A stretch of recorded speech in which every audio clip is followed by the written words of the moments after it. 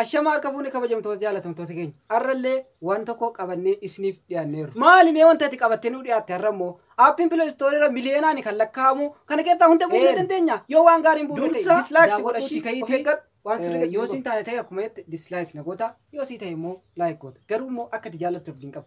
Garuu mee sirriitti daawwadhu waan kana shii. Atis waan gaarii gadhiisuu qabdaa sirriitti akka namni like sii godhu namoonni kana jalatti daawwadhuuti yoo siin taane ta'e komitii jalattis barreessishi yaada kee. Akkasuma kabajamtoota jaalatamtoota keenya jechuudha. Har'a wanna tokko qabdee isiniif dhiyaadheera keessaafuu amma dura waa'ee karaatti nama xaxxalafanu jechuudha. Gadhiiseen ture jechuudha.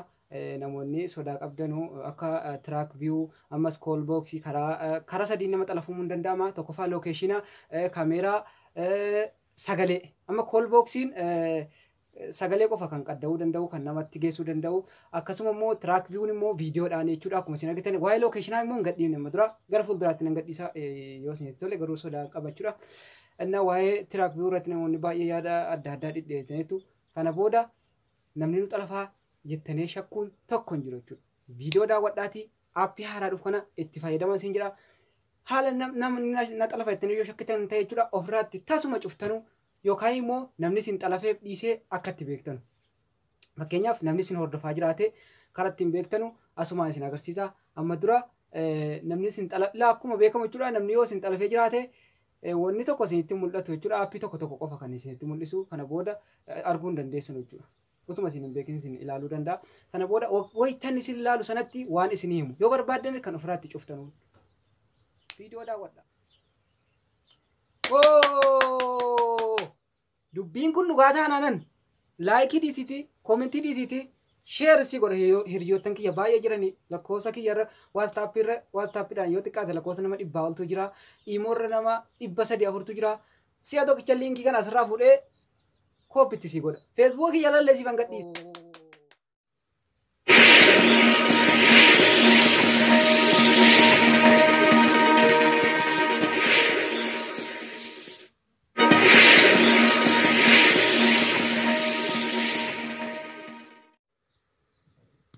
Akkuma dhibeen jiru dawaanis jira jedhama kabajamtoota jaalatamtoota keenya.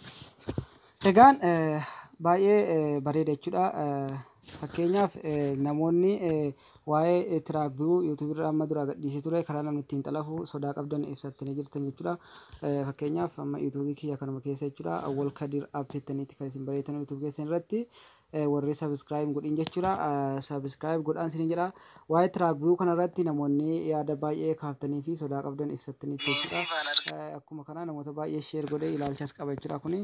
Egaan kabajamtoota jaalatamtoota keenya ammallee waa'ee call box amma dura sagalee qofaan kan ittiin qadda'amu jechuudha. Ka sagalee qofaan namni nama waraabu sana duras gadhiiseen ture jechuudha. Sana irrattis yaada baay'ee kennitaniitti jechuudha. Innaa kabajamtoota jaalatamtoota keenya karaa lokeeshinaan ittiin xalafamu immoo amma duraan gadhiifne jechuudha. Innaa sanas ta'ee karaa hundaa jechuudha haala isin ofirraa ittiin dhookachuu dandeessanu har'a qabadhee isiniif dhiyaadheera. Kun eenyuun ni fayyada share waliif godhaati namoota sodaa akkanaa qaban biraan waliin gahaa jechuudha.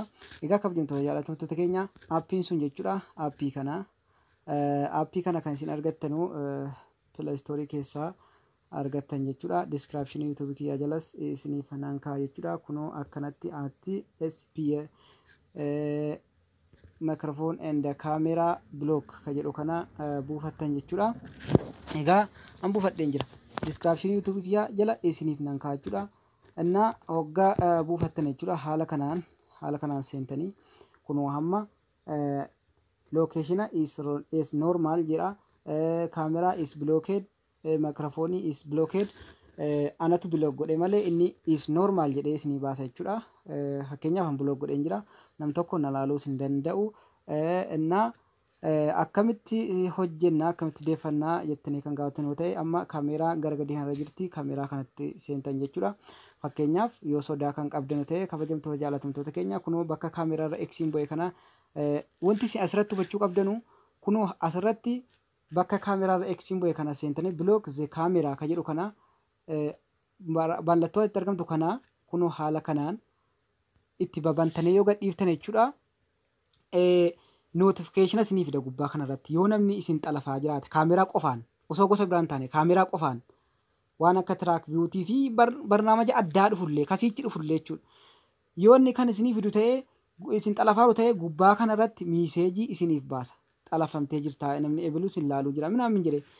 Yoo immoo haala kanaan hunda isaa kana cuftan jechuudha kaameeraan dalaguu hin danda'u jechuudha. Amma fakkeenyaaf kaameeraa is blocked jedha. Kaameeraan bakka fedhettu dalaguu hin danda'u. Amma fakkeenyaaf itti deebinaa. Inna kaameeraa block haala kanaan hoggasin gootan jechuudha. Kunoo haala kanaan gootan jechuudha. Kabajamtoota jaallattoota keenya kunoo haala kanaan hunda isaa cuftan jechuudha. Sana booda ija kanarra buuftan. Kunoo haala kanaan gara kanarraa cuftanii kaatan jechuudha. Ka ijaa kanarra kanatti buuftanii dhiiftan. Amma block ta'eera. Block ta'uun isaa maaliin beekama? Kunoo bakka kanarratti kaameeraa jalatti is block jedha. Inna kaameeraa yoo raxxanee cuqaastan jechuudha. Kaameeraan dalaguu hin danda'u kunoo. Kaameeraan dalaguu hin danda'u. Suuraas kaasuu hin danda'u. Yoo ammoo kan ammoo jechuudha kaameeraa kana jala seentanii jechuudha. Kunoo bakka kanarratti bakka kaameeraarra eksiin bu'e kanarratti yoo kana bantan jechuudha. Haala kanatti soo dhiifattane baay'ee gaariidha. Haala kanatti yoo bantane in iyya jechuudha jawaalli keessa yoo namni isin xalafaa jiraate yoo namaan haasaa isin xalafaa namni isin xalafee isin laalaa jiraate gubbaa kanarratti iyyee miseejii isiniif baasa jechuudha. Innaa wanti isin galuu qabu kana amma rekoordiis ni seenna jechuudha. Makirafoonii ni seenna hoggasin seentanu ansukureet jedhee seenaa jedhee isiniif fida jechuudha. Jalqaba irratti hoggasin cuqaastane sukureet jedha haala kanatti jechuudha. Kabajamtoota jaallattoota keenya kun beeksisa. Kunoo haala kanatti raawwatanii kunoo akkanatti hoggasin seentanii kunoo kanarrattis eeksii isiniif godhee jira jechuudha. Kabajamtoota jaallattoota keenya makarafoonirra bakka eeskii kana godhe akkuma yeroo duraanii kana yoo akkanatti dhiiftane jechuudha. Rekoordiinis dalaguu hin danda'u sagalee waraabuu hin dandeessan jechuudha. Namnis cirraasha garuu isin waraabuu hin danda'u. Yoo nama lamaan walitti banattane illee jechuudha wal ilaaluudhaaf beekaa akkaawuntii walii kennitanii walitti banattane abadan wal ilaaluu hin dandeessan jechuudha. Yoo dingata ta'uu isin argine namni isin irratti banates abadan isin ilaaluu hin danda'u yoo akkanatti cufaa ta'e. Yoo immoo akkana babbantane jechuudha isin ilaaluu hin danda'a garuu asirratti isinii fida miseejii. Sana booda argitanii isin dhuftanii daftanii irraa baafachuu qabdan. Kunoo akkanatti cuftanii jechuudha. Kanatti cuftanii haala kana isii ijaa kanarra buuftan laal. Kana booda rekoordiis waraabuu hin dandeessan jechuudha. Innaa wanti isinii filadhu jechuudha haala kanatti osoo dhiiftanii baay'ee gaariidha. Maaf jennaan kaameeraan isiniif waraabu. Isin ilaaltanii waan isinii ta'uu filattan. Garuu aappiin kun baay'ee itti yaadameeti kan hojjetame jechuudha. Egaan kabajamtoota jaallatamtoota keenya kana fakkaata. Gaafii qabdanuu koomentii yuutuubii jala irrattis feesbuukaanis karaa guruupii waastaappii qeerroo aappiinis dhiyeessuu dandeessanii. Appii biraatiin hanga walitti deemutti nagaan